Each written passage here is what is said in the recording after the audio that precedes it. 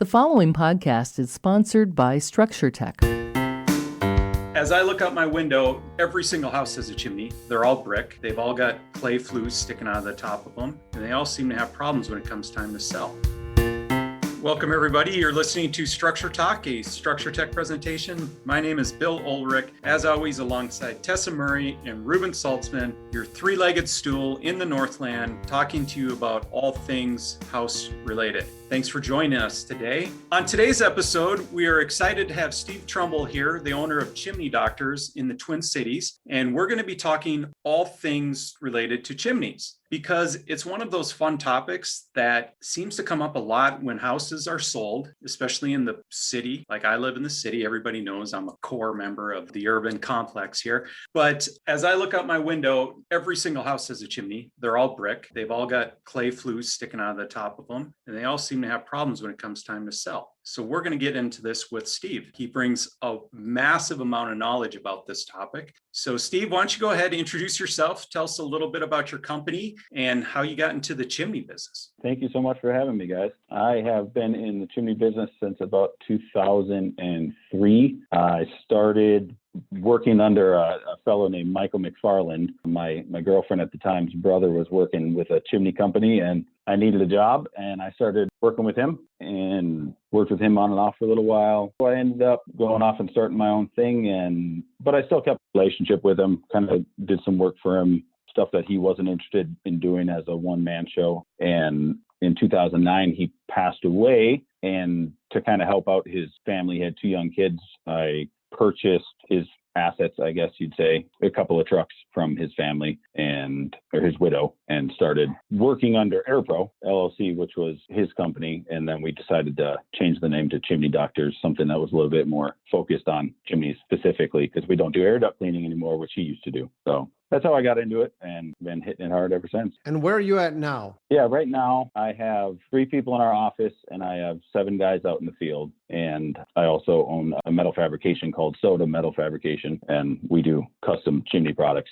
in that division. We have 3 employees in that company as well. Yeah, I want to dig into that in a little bit. We got to talk chimneys first, but what you're doing with that metal fabrication, guys, I had a chance to go out and take a look at his shop just probably a couple of weeks ago, and it is super cool. So I'm teasing that right now. You're going to change the face of chimneys all over the Twin Cities here with what you're doing, but crazy growth with what you're doing. And you're still out in the field working that trowel yourself, aren't you, Steve? Yeah, I am, as much as I can be. I got to work in it and work on it, So my 9-to-5 job is out in the field, and my 5-to-9 job is working at a desk and trying to help take care of all the owner and leadership stuff, Is that because you just love doing the work that much? I do. I really do. It's really hard for me to come out of it, but I know I have to, but I really do enjoy doing it. I really love helping people, and I love solving people's problems, and I love working outside too. Building chimneys is awesome. Up on scaffolding, nobody's bothering you. Crank the tunes, and just lay brick. And Steve, I have to say, you are not afraid of heights, are you? Yeah, no, definitely not. There's a picture of you, Steve, that we have. I don't know who took it. Maybe it was Ruben, but it's in one of our classes that we offer to real estate agents for CE. And we talk about just kind of the problems that chimneys can be. And we've got a picture of you on top of this chimney that's like, I don't know, probably like 3 or 4 stories in the air above this house. I have no idea how you got up there, and you are just hanging onto the crown. Like, there's no scaffolding or anything. It makes my hands sweat whenever I see it. Yeah, that was Malin. Was it? I think it was Malin who took that picture. Picture credit to Malin. Yep. Yeah, we'll have to post that in the notes for this podcast. I think that's probably going to be the cover photo for this particular podcast. Every time we do these podcasts, we got to figure out a cover photo for it. And this would definitely be it. I start sweating just looking at that. Get a little too comfortable. So you knew at a point this was a good match career-wise, because you're like, nobody else will go up there, so I'll go up there, and as a result, I'll get them great information, and we'll exchange some value in currency for it. Absolutely. And, we solved a really important issue at that person's house too. They were having their boiler and water heater liner was shot, and having excessive moisture issues in the house, and carbon monoxide So it was Oh, wow. a pretty big deal. So I want to talk a little bit about how Structure Tech and Chimney Doctors has a relationship and how we know each other. This started, man, it was a while ago. We had more and more real estate agents asking us, do you do chimney inspections? And then it turned into, when are you going to do chimney inspections? And it was like, all right, I can see that this is an inevitability. We need to start doing this at some point. And went on the website for the Chimney Safety Institute of America, CSIA. That is as far as I'm concerned, it's the only certification. I know it's not the only one, but it's the gold standard for certification for chimneys and chimney inspections and work. And I got on their website and I looked up everybody within maybe a 50-mile radius of our office. And I had conversations with every chimney contractor here in the Twin Cities, trying to figure out who would be a good fit for Structure Tech to partner up with. And I'm not bashing anybody by saying this, but I'm also not making this up to blow smoke up your chimney. Chimney Doctor's the clear choice. Steve and I just seemed to hit it off right away over the phone. He had a good attitude about it. He was open to it. I can't tell you guys how many companies out there just have this attitude where it's like, wait, what? You want to send me business? Forget you. I don't need your business. Like, I mean, so closed-minded. And Steve was like, well, I'd be happy to talk. What's your idea? So we just met for lunch and we hammered it all out. I told him what we're looking for. He shared what they do. And I mean, it was a perfect fit. And it was the only really good choice we had. But it was a fantastic choice. So Chimney Doctors, we started subbing out chimney inspections and we would coordinate with them to do it. And we did it that way for, I don't know, a year or two, something like that. And it worked out well, except for perception. One thing I was looking for is if you find problems and a chimney is toast, the next thing that the buyers want to know is, well, what's it going to cost and who can do the work? And I told Steve, when you guys have chimneys that are in need of repair, I don't want you to just automatically give them a quote, but at least offer the clients to give them a quote if they're interested. And we had a lot of people involved in these transactions who would buck. And they'd say, this isn't right. You have a conflict of interest. You repair chimneys, yet you're inspecting it. Therefore, whatever you're telling me is null and void, and I'm not buying it. And it just got to a point where I was personally dealing with so many phone calls, not because of the quality of work or unfair estimates or any of that. It was just the fact that they did both the inspection and offered repair work. And enough people said, this isn't fair. We eventually quit subbing things out to Chimney Doctors and we made an arrangement. I mean, I said, Steve, teach us how to do this. We want to steal this business that we've given you and we want to take this in-house. Teach us how to do this. And we have a good working relationship. And in return, you're still going to be our number one company we recommend for chimney repairs. I mean, to be fair, you're not the only one, but you're definitely the first. And I think it's been a good relationship because I love having good contractors that we can send business to. Fill in the gap, Steve. Did I miss anything? No, that sounds right. I totally agree. There was a lot of people thought that since we fix them, then we're going to find things or even make up things they probably would imagine. But at the end of the day, most of them don't pass inspection. So I guess when we were working for you or subbing for you, we started just not offering proposals. Here's the issues. And if you request it from our office, we'll give it to you. But we didn't want people to think that, we're here to make sure that people understand what's going on in their system first and foremost and understand the safety and risk involved in using a system that might not be as safe as it could be. Yeah. Let me understand this. You take your car to the repair shop. They're going to look at it. They're going to tell you what's wrong with it and give you an estimate for repair and then fix it. What is wrong with somebody doing the exact same thing with your chimney? Like, why do we have this idea that it has to be a separate inspecting agency versus a fixing agency? It just makes no sense. Where's the trust gone? Yeah, you're preaching to the choir, Bill, but that's how it is. And that's why we ended up switching stuff out. But I think in the long run, it was probably for the better because, Chimney Doctors got so busy. It was almost like they don't have time to do these onesie, twosie inspections. I'm sure you still do your fair share of inspections, but it's almost like it's something that gets in the way of your bread and butter, which is fixing chimneys, right?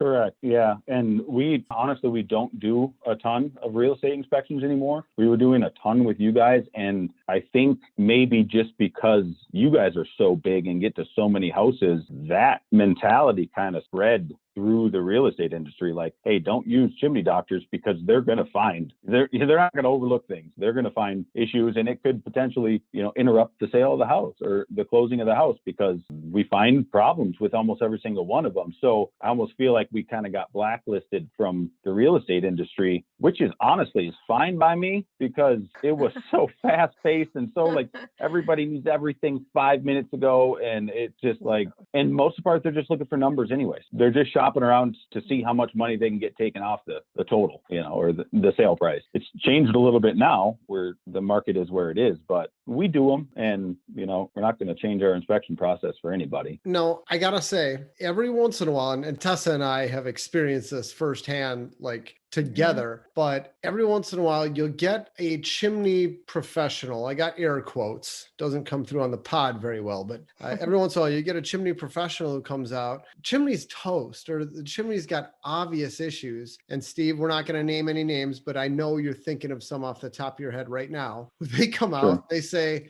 oh yeah, it's got all this missing mortar, it's got gaps, but it's been this way for a long time. It's going to be fine. You got nothing to worry about. What do you have to say to the people who do that, Steve? Oh, it's painful. We normally are the ones that come out and have to clean up the mess. So I've seen it way too many times where young home buyers have an inspection done. They think they're doing the right thing. They have a company come out and say everything's okay. And then maybe something didn't feel right, or maybe somehow they got a hold of us and we go out there and explain to them what's going on. And they end up after the fact having to deal with all these issues and problems. And we had one happen just recently where the owner of a company came out, did a chimney inspection on it, said everything looked fine, passed the chimney. We ended up going out there inspecting it. It failed in so many ways. The top of the chimney was literally falling off the house. And to try to make up for it, the owner of this other company said that they would come out and do all this repair work for free. Wow. To make up for the fact that they misinspected it. And the customer reached out to me and said, what should I do? I said, don't do it. Just have it done correctly. You don't have to go with us, but I would not go with somebody that started off that way. And I don't think she could get away from the idea, the free sign on it. And they did it. Took them 5 weeks to do it. We went out there. They set 3 new tiles, no mortar in between the tiles. I mean, it was a nightmare. There was 2 inches of mortar on her shingles. They damaged the gutters.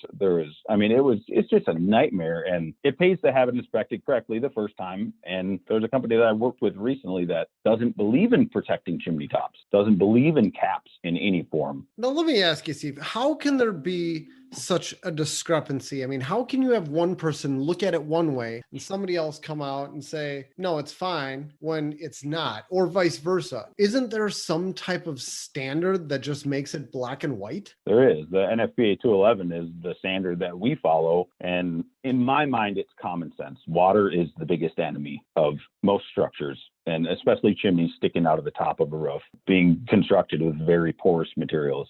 A brick can hold 1.5 cups to 2 cups of water.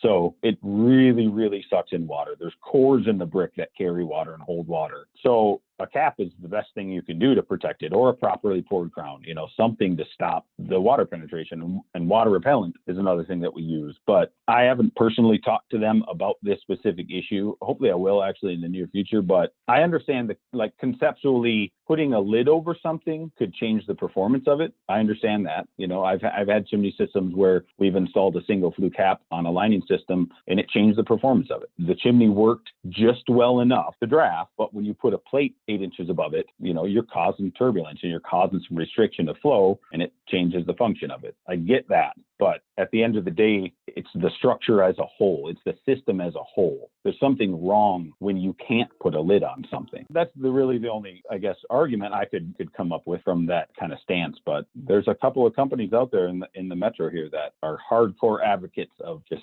put a screen up there, put a bird cage up there. Sure. And just let water dump right in through the top opening.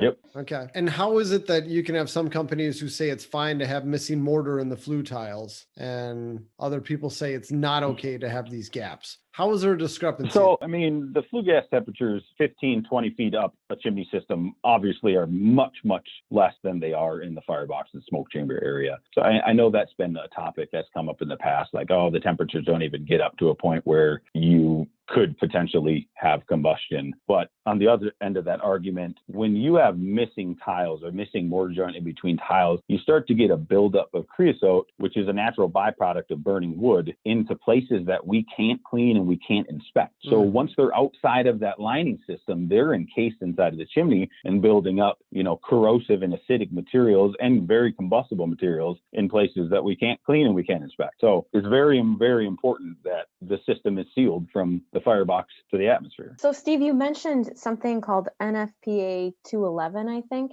Can you explain a little bit about what that is? Yeah, the National Fire Protection Association Code Book 211 is the standard that we follow as far as construction, maintenance, inspection, stuff like that of wood burning fireplace systems, solid fuel systems. So it's a best practice, it's a standard, but it's not required. Correct. I mean, some states have adopted it as code, but ours is not one of them. We still follow the IRC, but our company personally uses that as the standard in which we inspect against. Okay. Well, that's kind of similar to the home inspection industry too, because here in Minnesota, we don't have any sort of licensing requirements or anything like that. So it's kind of the wild, wild west here. Same with the chimney. Steve, when you're looking at the chimney, what are the three most often things you see? Missing mortar seems to obviously come up. What else is there in so many fireplaces that you encounter? Wood in places that there can't be wood. So basically, when you have an interior chimney system, the code requires that during construction of the chimney system and all of the products around it, for an interior chimney, you have to have a 2-inch clearance to anything combustible to the exterior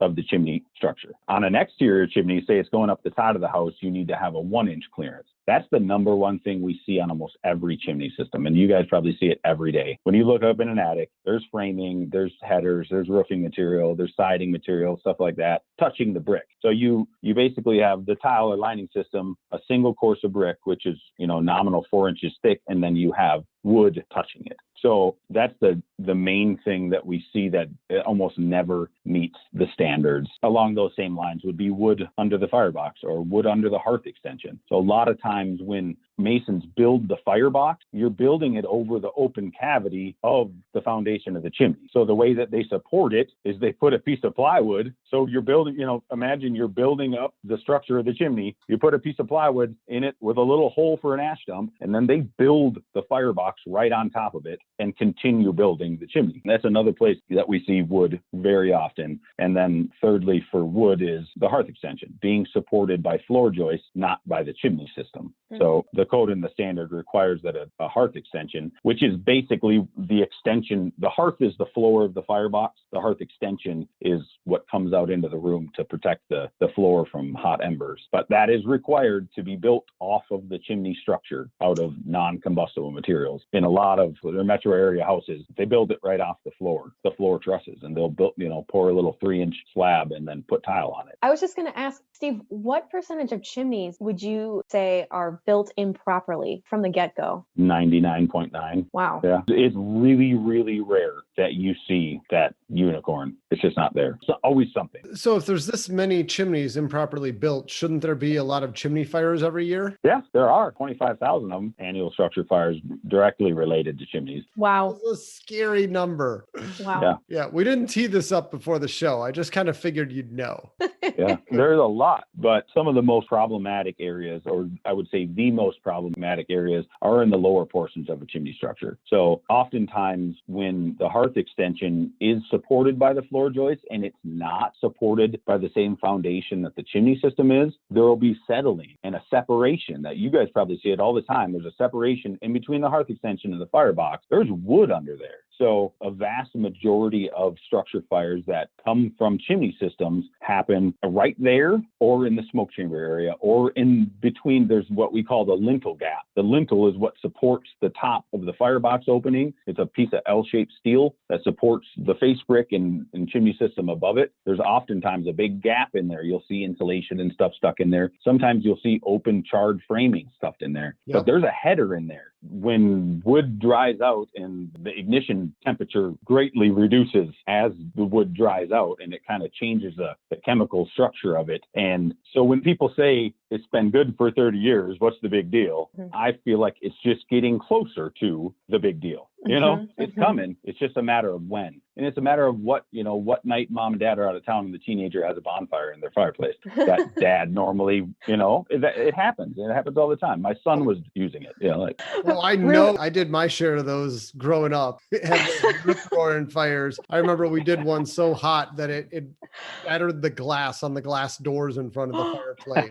Oh my gosh. Yeah. Steve, so I guess there's a lot of different issues that can happen with the fireplace and the chimney and everything. And there's a lot of different ways to resolve it. But what are kind of some of the most common repairs that you guys make on chimneys? What's the variety of repairs that you can do? Because I'm sure some of these chimneys, you just recommend rebuilding them. But what else do you commonly do? Yeah, so we do a lot of relining, which relining is basically when you remove an old tile system that has failed or, has vertical cracking from a chimney fire, a sudden occurrence event, lightning strike, something like that. So we shatter out the tile system and install an insulated lining system. There's multiple reasons why we do it. Number one is, so it's a sealed system, so it can contain the product's combustion properly. But number two is it brings the system up to zero clearance to masonry. So what I mean by that is what I mentioned earlier, when an interior chimney system has to have 2-inch clearance to wood around it, and none of them do, a way that you can bring that up to today's standard is by putting an insulated lining system in there. So zero clearance to masonry means wood can be touching the outside of the masonry, and it's okay now because the heat transfer just isn't there anymore. So that's one of the main things that we fix on chimney systems. Number two is parging the smoke chamber. Smoke chambers, hearth extensions, and those areas are the main causes of structure fires. And so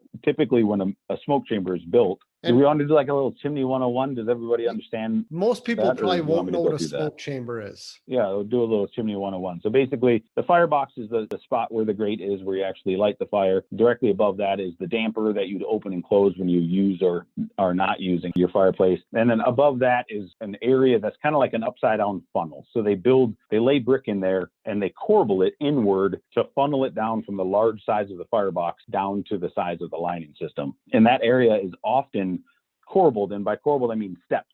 So when you look up in there, it actually looks like a staircase from where they were laying the brick halfway over and then halfway over and halfway over, and they step it in. And a lot of times there's exposed cores, which things can escape, excessive amounts of heat can escape through that. And a lot of times they'll be backed up to a garage. So a garage wall that's been framed out. And that's where a lot of fires start as well. The minimum thickness of a smoke chamber is supposed to be 6 inches using fire brick. Nobody ever uses fire brick, or it has to be 12 inches if you aren't using fire brick. So they're normally a single brick course thick. Sometimes a brick tipped up on its side, which is 2 1/4. So secondly, what a lot of what we do is filling that lintel gap with, it's called Chamber Tech 2000, which is an insulating material. And when you parge coat the inside of that smoke chamber area with 1.5 inches of chamber safe or Chamber Tech, whatever material you'd be using, that brings that to the zero clearance to masonry as well. So as long as you have 4 inches of nominal masonry thickness, you can bring a smoke chamber up to code as well. Steve, how do you get up in there and actually do that work with the damper in place? You cut it out. You cut the damper Typically. out. Yeah, sometimes we have to remove the whole back wall of the firebox to get in there. Wow. Depending on the application. How much does something like that cost, Steve? The liner and a smoke chamber? I mean, I could give you like ballparks, but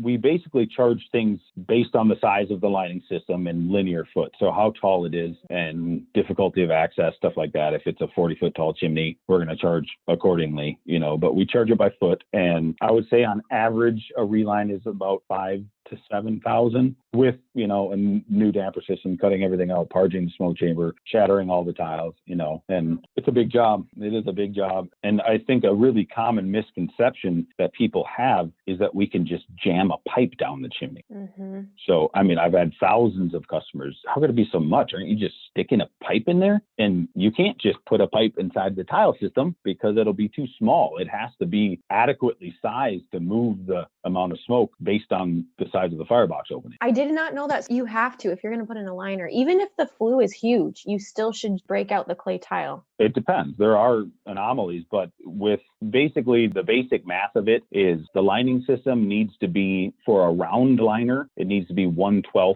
the size of the firebox opening. So if you were replacing it with a round liner, and with a square rectangle, it's Mhm. 1/10 and 1/8. So Wow. there is mass involved, and that's based on, and height comes into play too. The taller it is, the more draft is induced, and there's some change there too. Say you have a very small chimney and you can't put a liner in the way you want. Can you reduce the size of the firebox by putting an insert or something in to give you a smaller flue to work with? You can. It depends on the application, really. There are a lot of older houses in Minneapolis and St. Paul that have little coal burning fireplaces, tiny little square firebox openings that are like 24 by 24. And most of them are on line. Pre-1920, most chimney systems didn't have liners. So there's nothing to remove. You can't make any more room. So it gets pretty challenging. And I mean, a majority of the inserts and things that we can use to accommodate those are designed for traditional firebox opening sizes of today. So there's only one product line as far as gas inserts go that we can even install in those old coal burners. Now, you bring up a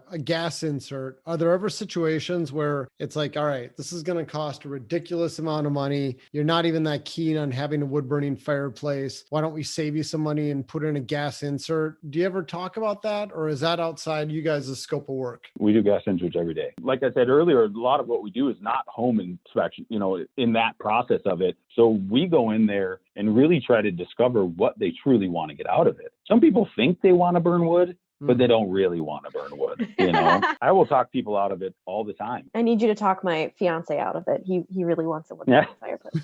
It's a lot of work. It's a mess. And depending on your system, it could smell like a bonfire in your house half the year, So Steve, you said like 99.9% of what you look at doesn't meet the standard or wouldn't pass code. How is that possible? Is there licensing required to be installing this? And if so, aren't you held to a particular standard? Like, how can there be so much bad out there? Yeah. So a lot of companies aren't pulling permits when they're supposed to be pulling permits. And the companies that are pulling permits, when we have a city inspector coming out, the authority having jurisdiction in that area come out to do an inspection, they show up in a Prius with no ladder. So that's kind of. We're not dissing Priuses. We're just saying they can't fit a ladder on a Prius. I'm not dissing Priuses, but they'll show up in this tiny little car with no tools, no ladder, no anything. And a lot of times they'll peek up from the, oh, looks good. We really focus on doing everything perfectly. And it's kind of discouraging when they come out and, we'll do installs and, our guys are really diligent about doing things exactly as they're supposed to be done. And then they barely get into the yard, so they're not inspecting these fireplace systems from the get-go. Even new construction, they don't leave the ground just for liability purposes. City inspectors do not leave the ground. It's very rare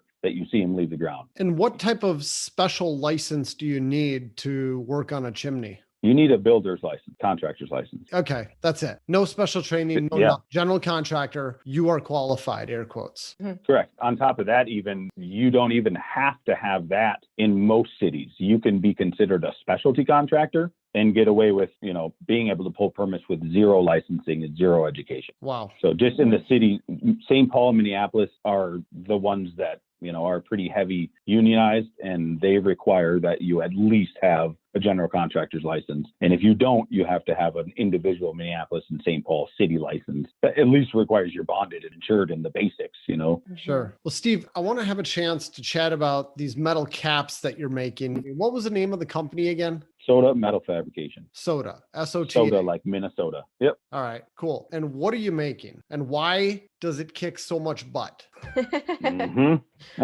Okay, so basically what it is, it would be classified as an outside mount chimney cap, which is either stainless steel or galvanized steel or copper, big roof that goes over the top of the chimney. So it covers not only each individual tile system from water and, pest infestations and stuff like that, but it also has a 6-inch overhang that keeps the top 2 to 5 feet of the chimney dry permanently. So as we talked about earlier, water is a chimney's worst enemy. And if we can stop the water from hitting the top of the chimney, we're going to stop 75 to 85% of the deterioration that happens to all the chimney systems. Yeah. And so, that's probably one of the most common things that we find with chimneys is the crown or the wash, whatever you want to call it, is all deteriorated. You got cracks, you got water intrusion happening between the crown and the clay tiles. And I mean, it's just, that's where all the problems start. And it's expensive to redo those. I mean, we've talked about it. It's like you got to break the whole thing apart, maybe replace some bricks. You got to set a wood form. You got to pour the whole thing. You got to set all the scaffolding up. You got to come back like what, a couple days later to take down the wood form. Yep. And I mean, it is a lot of work. What do you think's an average cost to replace a traditional concrete form? Probably $1,500 to $3,000, Okay. depending on the application. All right. And so it's a lot of time, it's a lot of work, and it's going to last a long time once you do it right. But this other system you got, I mean, it's completely replacing all of that. And we'll put some pictures up, or we'll put a link to that website. I know you got tons of cool pictures on there. It's really neat what you guys are doing, and you make them custom for every chimney. Can you talk about the process of how you make these and how they get installed? Yeah, basically we go from a piece of sheet metal all the way through to powder coating, depending on the product. When our guys go out to inspect a chimney system, we take measurements of the length, width, tile height, whatever's venting through the system, and get all those measurements, comes back to the shop, and they literally take a sheet, cut it, bend it, weld it, assemble it, clean it, powder coat it, out the door. So start to finish, we do everything in-house. And so if somebody has a chimney crown that's toast, they call you guys up, you'll go over to their house, you measure up the chimney, and then you tell them what it's going to cost. They say, yeah, let's do it. You guys make the cover. And then how long does it take from the time you receive the order to the time it's done? Maximum 10 days. Wow. Okay. We'll have it installed. So that's what our target is. And we've been able to do it so far. Can I ask what the average price is for something like that? Typically, we've installed them that are $6,000, $7,000, $8,000 on massive chimney systems, but our average price is normally about $2,000 Okay. installed. And it's maintenance free then, right? Completely Correct. maintenance. As far as inspecting and serviceability and stuff like that, we actually designed a cap style that is very, very easy to remove. Some of them, we have a couple different styles, but yeah, it's important to be able to get under them. Great idea. Great idea. Did you guys buy a manufacturer that specialized in this type of material, or did you just build out a fab facility and start it from scratch? We started from scratch. Super It's cool. pretty awesome. Actually, one of my mentors, I guess you'd say, owns a chimney company out of Nashville, and he kind of told me about it and just clicked. It just makes sense. Mm-hmm. And even when we tell our clients about it, it's just like, well, duh. Imagine the side of your house without an overhang. Yeah. Yeah. It's the same concept, and then I got even deeper into thinking, like, say a poured crown, it has 1.5 inch overhang. What's it going to protect? Yeah. Yeah. Really? What is it going to protect? And, maybe the top half of a course of brick, that's Yeah. all we had and that's all we knew. So that's what we were doing. But at the end of the day, it really doesn't protect much. And if you know anything about concrete, it's not if it cracks, it's when it cracks. Mm-hmm. You have guys out there that are working hard to do it correctly, and then it'll get inspected a month or two later and there's already hairline cracks in it, because that's just what concrete does. Mm-hmm. There's so many variables and so many different weather conditions and humidity levels and stuff like that can affect concrete, Mm-hmm. where it could have shrunk too fast or set too fast, and bam, you got a problem. So Steve, when are you going on Shark Tank? Right? Right? It's not my idea. It's not my idea. Who's the company in Nashville? Ashbusters Chimney Service. Okay. All right. Yeah, he has a metal fab department too. I totally will give 100% of the credit to him. He brought me into the idea and really educated me on it, and has been a massive help to us along the way. So we're not reinventing the wheel here. People have been installing multi-flue caps for years and years and years. Just the concept of making them that actually overhang the chimney and protect the top couple rows of brick is really what the game changer of what we're doing. That's outstanding, because these old chimneys could use a nice hat. That's for sure. Yeah. Well, Steve, I think we're going to put a wrap on today's episode. Thank you so much for spending some time with us and talking chimneys. Can you tell everybody where they can find you? Yeah, absolutely. You can find us on Facebook, Chimney Doctors, or chimneydoctorsmn.com, or sodametalfabrication.com. All right. Thank you very much. And thank you, everybody, for listening. You've been listening to Structure Talk, a Structure Tech presentation. We will catch you next time. For more information on how we can provide you with the right information about your home before you buy or sell, contact us at structuretech.com.